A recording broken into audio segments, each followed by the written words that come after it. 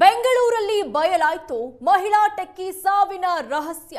ಅತ್ಯಾಚಾರಕ್ಕೆ ಯತ್ನಿಸಿ ಟೆಕ್ಕಿಯನ್ನ ಹತ್ಯೆ ಮಾಡಿದ ಯುವಕನನ್ನ ಅರೆಸ್ಟ್ ಮಾಡಲಾಗಿದೆ.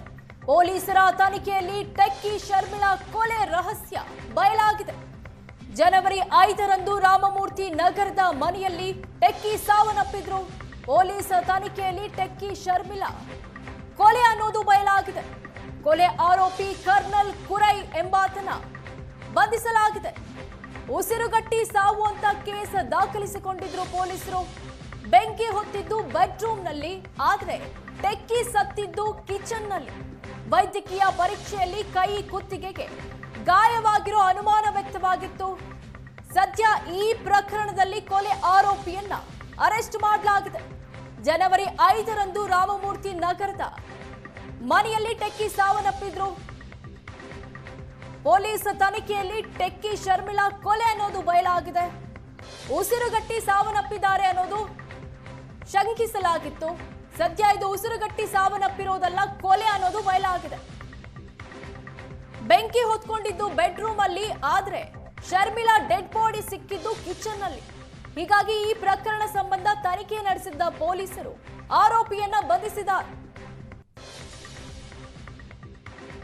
ಜನವರಿ 3ರಂದು ರಾಮಮೂರ್ತಿ ನಗರ ಪೊಲೀಸ್ ಠಾಣಾ ವ್ಯಾಪ್ತಿಯ ಸುಬ್ರಹ್ಮಣ್ಯ ಲೇಔಟ್ನಲ್ಲಿ ನಡೆದಿದ್ದ ಟೆಕ್ಕಿ ಶರ್ಮಿಳಾ ಸಾವಿನ ಪ್ರಕರಣಕ್ಕೆ ಈಗ ಟ್ವಿಸ್ಟ್ ಸಿಕ್ಕಿರುವಂಥದ್ದು. ಆಕೆ ಅಗ್ನಿ ಅವಘಡದಿಂದ ಉಸಿರುಗಟ್ಟಿ ಸಾವನ್ನಪ್ಪಿಲ್ಲ, ಕೊಲೆಯನ್ನ ಮಾಡಿದ್ದಾರೆ ಅನ್ನುವಂಥದ್ದೇನೆ ಅದು ತನಿಖೆ ವೇಳೆಯಲ್ಲಿ ಸ್ಪಷ್ಟವಾಗಿ ಗೊತ್ತಾಗಿರುವಂಥದ್ದು. ಆರೋಪಿ ಕರ್ನಲ್ ಕುರೈನನ್ನ ಈಗಾಗಲೇ ರಾಮಮೂರ್ತಿ ನಗರ ಪೊಲೀಸರು ಕೂಡ ಬಂಧಿಸಿದ್ದಾರೆ. ಸದ್ಯ ನಾನೀಗ ಅದೇ ಒಂದು ಸ್ಥಳದಲ್ಲಿದ್ದೇನೆ. ಈ ಒಂದು ಆರೋಪಿಯ ಮನೆ ಏನಿತ್ತು ಅದು ಶರ್ಮಿಳಾ ಅವರ ಮನೆಯ ಪಕ್ಕದಲ್ಲೇ ಇತ್ತು. ಈ ಒಂದು ಬಿಲ್ಡಿಂಗ್ ಏನಿದೆ, ಈ ಬಿಲ್ಡಿಂಗ್ ನಲ್ಲೇ ಈತ ವಾಸವಾಗಿರ್ತಾನೆ. ಇಲ್ಲಿಂದನೇ ಈತ ಅವರ ಮನೆಗೆ ಎಂಟ್ರಿ ಕೊಟ್ಟಿದ್ದ ಅನ್ನುವಂಥದ್ದು ಕೂಡ ಗೊತ್ತಾಗ್ತಾ ಇರುವಂಥದ್ದು. ಈ ಒಂದು ಮನೆಯ ಗ್ರೌಂಡ್ ಫ್ಲೋರ್ ನಲ್ಲಿ ಕರ್ನಲ್ ಕುರೈ ಹಾಗೆ ಅವರ ತಾಯಿ ವಾಸವಾಗಿರ್ತಾರೆ. ಇಲ್ಲಿ ಪಕ್ಕದಲ್ಲಿ ಕಾಣ್ತಾ ಇರುವಂತಹ ಇನ್ನೊಂದು ಬಿಲ್ಡಿಂಗ್ ಏನಿದೆ, ಆ ಒಂದು ಬಿಲ್ಡಿಂಗ್ ನಲ್ಲಿ ಶರ್ಮಿಳಾ ಅವರು ವಾಸವಾಗಿರ್ತಾರೆ. ಯಾವಾಗಲೂ ಕೂಡ ಈತ ಮೇಲೆ ಟೆರೆಸ್ಗೆ ಬಂದಂತಹ ಸಂದರ್ಭದಲ್ಲಿ ಶರ್ಮಿಳಾ ಅವ್ರನ್ನ ನೋಡ್ತಾ ಇರ್ತಾನೆ, ಹಾಗೆ ಒಂದೆರಡು ಬಾರಿ ಮಾತನಾಡಿಸ್ತಾನೆ. ಆ ಸಂದರ್ಭದಲ್ಲಿ ಅವರು ಕೂಡ ಈತನೊಂದಿಗೆ ಚೆನ್ನಾಗಿಯೇ ಮಾತನಾಡಿರ್ತಾರೆ. ಇದನ್ನೇ ಆತ ಅಡ್ವಾಂಟೇಜ್ ಆಗಿ ತಗೊಳ್ತಾನೆ, ಹಾಗೆ ತಾನು ಪ್ರೀತಿಸ್ತಾ ಇದ್ದೀನಿ ಅನ್ನುವಂಥ ರೀತಿಯಲ್ಲಿ ಆತನೇ ಭಾವನೆಗೆ ಒಳಗಾಗ್ತಾನೆ. ಅನಂತರದಲ್ಲಿ ಯಾವಾಗ ಈ ಒಂದು ಭಾವನೆ ಆತನಿಗೆ ಬರಲಿಕ್ಕೆ ಪ್ರಾರಂಭವಾಗುತ್ತೋ ಅವರ ಜೊತೆಗೆ ಸಲುಗೆಯಿಂದ ಇರಬೇಕು ಅನ್ನುವಂಥ ಒಂದು ಪ್ರಯತ್ನವನ್ನ ಕೂಡ ಈತ ಪಟ್ಟಿರ್ತಾನೆ.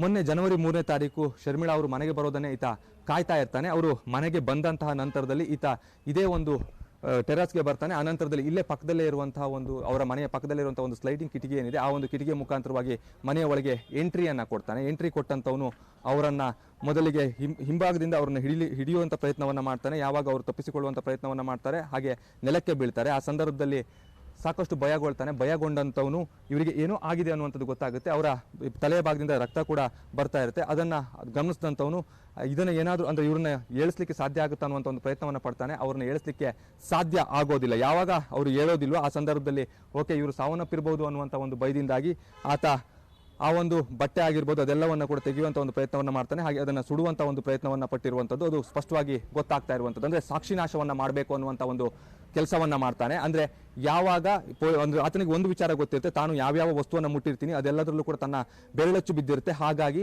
ಅದನ್ನ ನಾನು ಇಲ್ಲಿ ಅಳಿಸಬೇಕಾಗುತ್ತೆ. ಆ ನಿಟ್ಟಿನಲ್ಲಿ ಆತ ಬೆಂಕಿ ಹಚ್ಚುವಂತ ಒಂದು ಪ್ರಯತ್ನವನ್ನ ಮಾಡ್ತಾನೆ.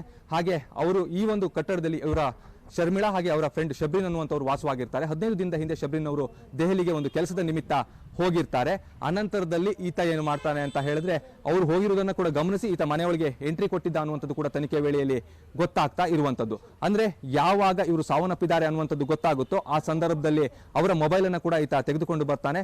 ಒಂದು ದಿನದ ನಂತರದಲ್ಲಿ ಆತ ಮೊಬೈಲ್ ಅನ್ನು ಆನ್ ಮಾಡ್ತಾನೆ. ಯಾವಾಗ ಪೊಲೀಸರಿಗೆ ಈಕೆಯ ಮೊಬೈಲ್ ಕೂಡ ಸಿಗೋದಿಲ್ಲ, ಮನೆಯಲ್ಲಿ ಹುಡುಕಾಟವನ್ನ ಮಾಡಿದಂತ ಸಂದರ್ಭದಲ್ಲೂ ಕೂಡ ಈಕೆಯ ಮೊಬೈಲ್ ಸಿಗೋದಿಲ್ಲ. ಹಾಗಾದ್ರೆ ಮೊಬೈಲ್ ಎಲ್ಲಿ ಹೋಗಿದೆ ಅನ್ನೋದ್ರ ಬಗ್ಗೆ ಕೂಡ ಪರಿಶೀಲನೆ ಮಾಡ್ತಾರೆ. ಯಾವಾಗ ಒಮ್ಮೆ ಮೊಬೈಲ್ ಆನ್ ಆಗಿರುವಂತದ್ದು ಗೊತ್ತಾಗುತ್ತೋ ಹಾಗಾದ್ರೆ ಯಾರೋ ಒಬ್ರು ಎಂಟ್ರಿ ಕೊಟ್ಟಿದ್ದಾರೆ ಅನ್ನುವಂಥದ್ದು ಕೂಡ ಪೊಲೀಸರಿಗೆ ಸ್ಪಷ್ಟವಾಗ್ತಾ ಹೋಗುತ್ತೆ. ಅಷ್ಟೇ ಅಲ್ಲದೆ ಮರಣೋತ್ತರ ಪರೀಕ್ಷೆಯ ಸಂದರ್ಭದಲ್ಲೂ ಕೂಡ ಒಂದು ವಿಚಾರ ಸ್ಪಷ್ಟವಾಗುತ್ತೆ. ಅಂದ್ರೆ ಇಲ್ಲಿ ಅದು ಉಸಿರುಗಟ್ಟಿ ಸಾವನ್ನಪ್ಪಿರೋದಿಲ್ಲ, ಕುತ್ತಿಗೆಯನ್ನ ಹಿಸುಕಿ ಇಲ್ಲಿ ಸಾವನ್ನಪ್ಪಿರುವಂತದ್ದೇನಿದೆ, ಆಕೆ ಸಾವನ್ನಪ್ಪಿರುವಂತದ್ದು ಆ ಒಂದು ಮರಣೋತ್ತರ ಪರೀಕ್ಷೆಯಲ್ಲಿ ಕೂಡ ಗೊತ್ತಾಗಿರುವಂತದ್ದು. ಈತ ಮೈನ್ ಡೋರ್ ಇಂದ ಎಂಟ್ರಿ ಆಗದೆ ಇರೋದ್ರಿಂದಾಗಿ ಪೊಲೀಸರು ಕೂಡ ಸಾಕಷ್ಟು ಅನುಮಾನಗಳು ಹುಟ್ಟುತ್ತೆ. ಅಂದ್ರೆ ಆತ ಎಲ್ಲಿಂದ ಎಂಟ್ರಿ ಆದ ಅನ್ನುವಂಥದ್ದು. ಆತ ಎಂಟ್ರಿ ಆಗಿರುವಂತದ್ದು ಈ ಒಂದು ಮೈನ್ ಡೋರ್ ನಿಂದ ಅಲ್ಲ, ಈ ಕಡೆ ಇರುವಂತಹ ಕಿಟಕಿಯ ಒಂದು ಸ್ಲೈಡ್ ನಿಂದ ಈತ ಎಂಟ್ರಿ ಆಗಿರ್ತಾನೆ ಅನ್ನುವಂಥದ್ದೇನಿದೆ ಅದು ಕೂಡ ಈತ ತನಿಖೆ ವೇಳೆಯಲ್ಲಿ ಹೇಳಿರುವಂಥದ್ದು. ಹಾಗಾಗಿ ಪೊಲೀಸರಿಗೆ ಪ್ರಾಥಮಿಕವಾಗಿ ಇಲ್ಲಿ ಒಂದು ಕೊಲೆ ನಡೆದಿದೆ ಅನ್ನೋದ್ರ ಬಗ್ಗೆ ಅನುಮಾನ ಬರೋದಿಲ್ಲ. ಅಂದ್ರೆ ಅಗ್ನಿ ಅವಘಡದಿಂದಾಗಿ ಆಕೆ ಸಾವನ್ನಪ್ಪಿದ್ದಾಳೆ ಅನ್ನುವಂಥದ್ದು ಅನುಮಾನ ಬರುತ್ತೆ. ಆದರೆ ಯಾವಾಗ ಪೊಲೀಸರು ತೀವ್ರವಾದಂತಹ ಒಂದು ತನಿಖೆಯನ್ನು ಮಾಡ್ತಾರೆ, ಹಾಗೆ ಎಲ್ಲ ಸಾಧ್ಯತೆಗಳನ್ನು ಗಮನಿಸ್ತಾ ಹೋಗ್ತಾರಲ್ಲ, ಆ ಸಂದರ್ಭದಲ್ಲಿ ಅವರಿಗೆ ಒಂದು ವಿಚಾರ ಸ್ಪಷ್ಟವಾಗುತ್ತೆ, ಇಲ್ಲಿ ಕೊಲೆಯಾಗಿದೆ ಅಂತ ಹೇಳಿ. ಈಗ ಸದ್ಯ ಆರೋಪಿಯನ್ನ ಬಂಧಿಸಿ ಹೆಚ್ಚಿನ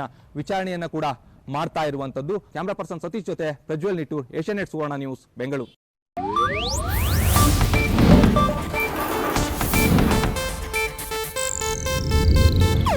ಇದು ಏಷ್ಯಾನೆಟ್ ನ್ಯೂಸ್ ನೆಟ್ವರ್ಕ್ ಪ್ರಸ್ತುತಿ.